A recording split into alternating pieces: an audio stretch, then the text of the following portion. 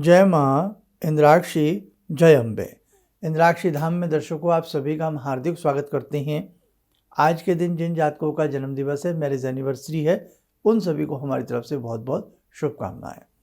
आज गोवर्धन पूजन है, अन्नकूट है और बहुत अच्छे से भगवान श्री कृष्ण की प्रार्थना करने का, पूजन करने का आज बहुत अच्छा दिन है। गोवर्धन का महत्व क्या है? गोवर्धन साक्षात गोवर्धन पूजन मान के चलें, भगवान श्री कृष्ण का ही पूजन है। सारी चर्चा इस अंक में हम आपसे करने वाले हैं। आइए पहले आज का हम पंचांग देखें, फिर हम आगे की चर्चा करते हैं। 14 नवंबर सन 2023 दिन मंगलवार, संवत 2080, कार्तिक मास, शुक्ल पक्ष, तिथि आज प्रतिपदा है। नक्षत्र अनुराधा, राहु काल 3 से 4:30, दिशा सूर्य, उत्तर दिशा। अब देखिए, कार्तिक मास के शुक्ल पक्ष की प्रतिपदा को गोवर्धन मनाया जाता है। परंपरा रही है कि 56 प्रकार के भोग लगाए जाते हैं और उन भोगों से ही एक बहुत बड़ा पर्वत जैसी आकृति बन जाती है और बाद में उसको पूज करके प्रसाद के रूप में बांटा भी जाता है।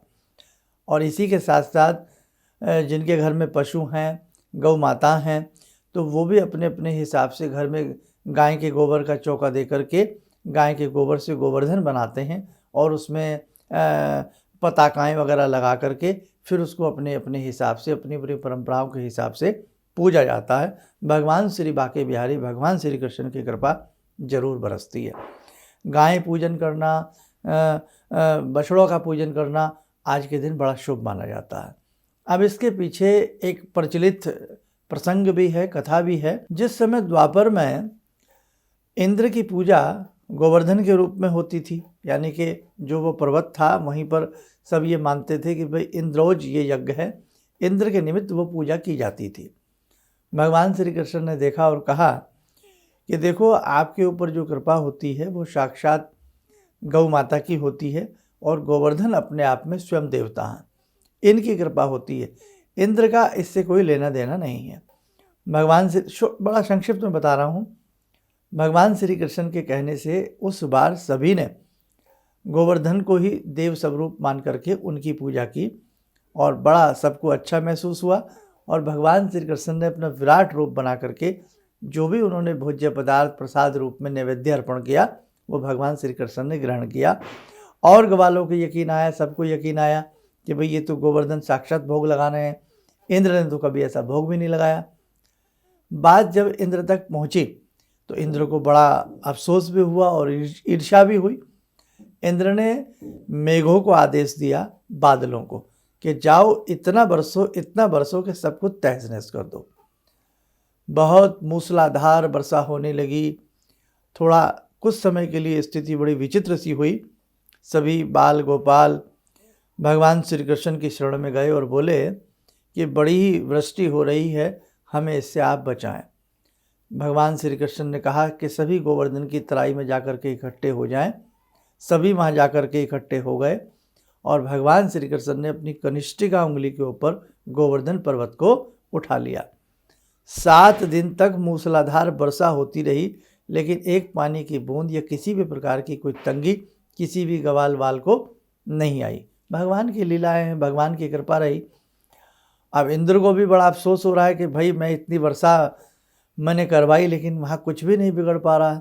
उधर जब ब्रह्मा जी ने इंद्र को बताया कि वो स्वयं परमात्मा हैं, स्वयं ब्रह्म स्वरूप हैं, तो इंद्र लज्जित हुए और इंद्र ने आकर के उनसे क्षमा मांगी। तो वो परंपरा उस दिन से लेकर आज तक भारतवर्ष में और अनेकों देशों में भी गोवर्धन की पूजा की जाने लगी है। गोवर्धन पूजन से मतलब यही है कि साक्षात भगवान श्री कृष्ण की ही पूजा होती है। इसलिए मेरे साधकों, आप यदि गोबर से गोवर्धन घर में ना बना सकें, परिक्रमा करने के लिए वहाँ ना जा सकें, गोवर्धन को साक्षात देख करके प्रणाम ना कर सकें और आप अपने घर में ही हैं, तो आप क्या करें, अपने घर में ही आप चाहे आटे से सिंपल सा भगवान श्री कृष्ण का स्वरूप बना करके उन्हीं की आप पूजा कर लीजिए।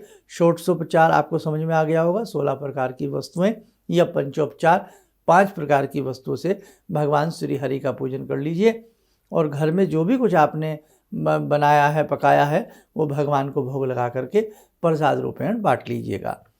दूसरी बात, आज अन्नकूट में सारी सब्जियां मिक्स करके घर में बनाने की भी परंपरा है। 3-4 प्रकार की सब्जियां आज मोटी भाषा में हमारे तीज त्योहारों की ही वो सब्जियां लौट करके आ रही हैं।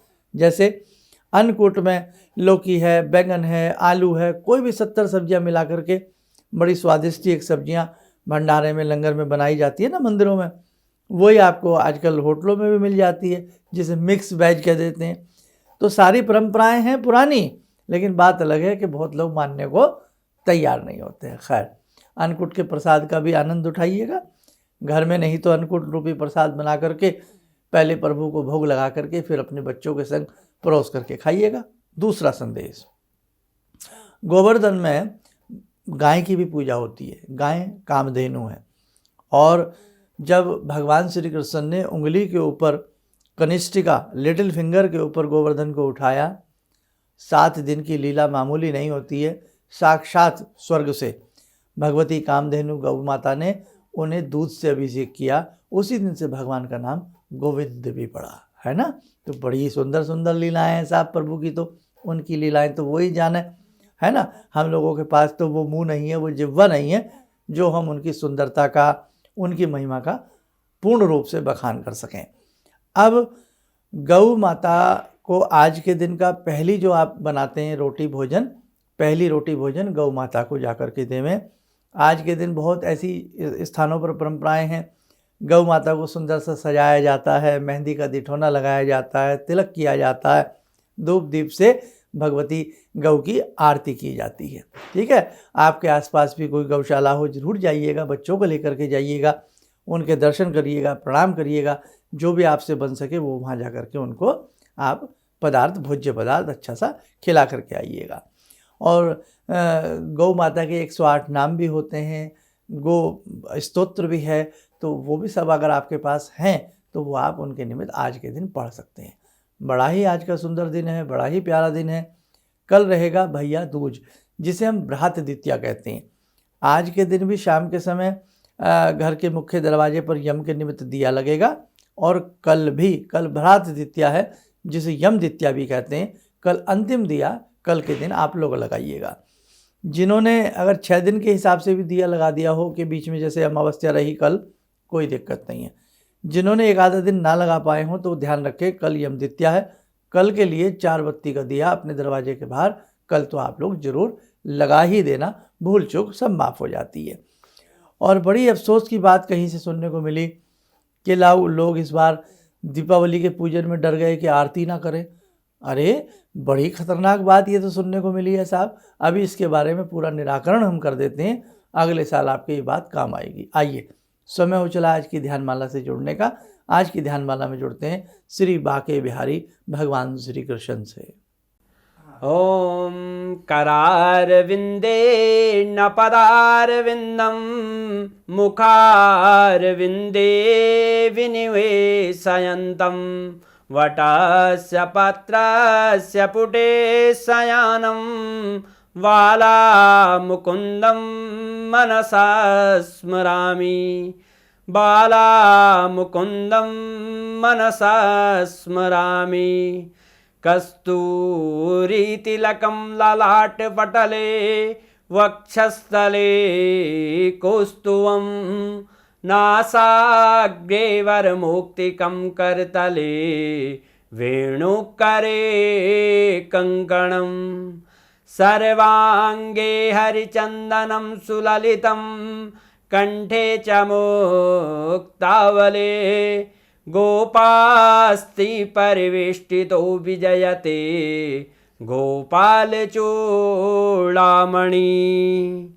शान्ताकारं भुजगशयनं पद्मनाभं सुरेशं विश्वाधारं गगनसदृशं मेघवर्णं शुभांगं लक्ष्मीकान्तं कमलनयनं योगवृद्ध्यानगम्यं वन्दे विष्णुं भवभयहरं सर्वलोकैकनाथं।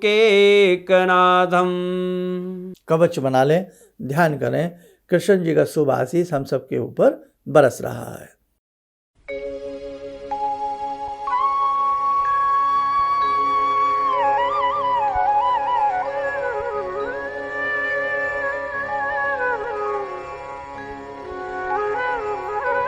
ओम बोलते हुए नेत्र खोलें, सामान्य हो जाए। अब देखो, हम लोग इतने बेकार हो चुके हैं, कोई हमें डरा दे, हम अपने फ़ायदे के लिए सब कुछ कर देते हैं। न जाने कहाँ से बात उड़ कर के आई कि दीपावली की रात्रि में लक्ष्मी जी की आरती नहीं करनी चाहिए, नहीं तो लक्ष्मी जी घर छोड़ करके चली जाती हैं।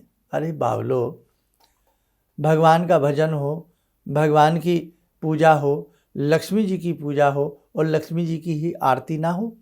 ऐसा हो सकता है कि कोई भी अपना गुणगान सुन करके आपको तंग करेगा? आप क्या समझते नहीं, कोई भी देवी देवता जिनकी हम पूजा करते हैं तो क्या उनकी आरती करना अपराध है? और वो भी महानिशा दिवाली जैसी रात्रि में भगवती लक्ष्मी की आरती करना आपको किसने कहा कि मत नहीं करना चाहिए? मैं भूल गया, मेरे कानों में बड़ी देर से बात आई। ध्यान रखना, आप हर दीपावली लक्ष्मी माता की पूजा करिए और इस प्रकार की बेकार की बातों में आप लोग कृपया ना फंसें। और आप भी बहुत बड़े विद्वान बन जाते हैं अपने आप में। कैसे? आज किसी ने कहा कि आरती मत करिए, आप किसी भी कहने से आरती से डर गए। मतलब भगवान की आरती आपको ऐसी लगती है कि भगवान की आरती से आपको दुख पहुंचेगा। कल को कोई कहेगा कि भगवान को भी मत मानिए, तो भैया फिर तो आप ऐसा भी कर लोगे। सभी को नहीं कह रहा हूँ, जिन्होंने ऐसा किया है, जिन्होंने किसी के सुनने और कहने पर आरती नहीं की है, तो कल को अगर कोई आपको कहे कि भाई आपकी जो है भगवान को भी मत मानना, आज ये हो जाएगा वो हो जाएगा, 568 साल के बाद ऐसा मुहूर्त आया कि आज भगवान को नहीं मानना चाहिए, तो मुझे लगता है भैया ऐसे लोग जो आरती ना कर पाए हों वो ऐसा भी कर देंगे कि भगवान को भी नहीं मानेंगे। कल को तो कोई ये भी कह दे हमें डरा के, आपके जो हैं दादाजी बहुत बूढ़े हो गए, उनको जल प्रवाह कर दो, तो हम दादाजी को भी जल प्रवाह कर देंगे क्या? यार ऐसी बातों में आप लोग मत फंसिए। ऐसे थोड़ी होता है कि कोई भी हमसे कहे हम भगवान की आरती ना करें और हम करना बंद कर दें, कोई भी हमसे कहे हम पूजा ना करें हम करना बंद कर दें, कोई भी कहे आपके राहु ऐसे हैं वैसे हैं, आप घर में मंदिर ना बनाएं और हम मंदिर ना बनाएं।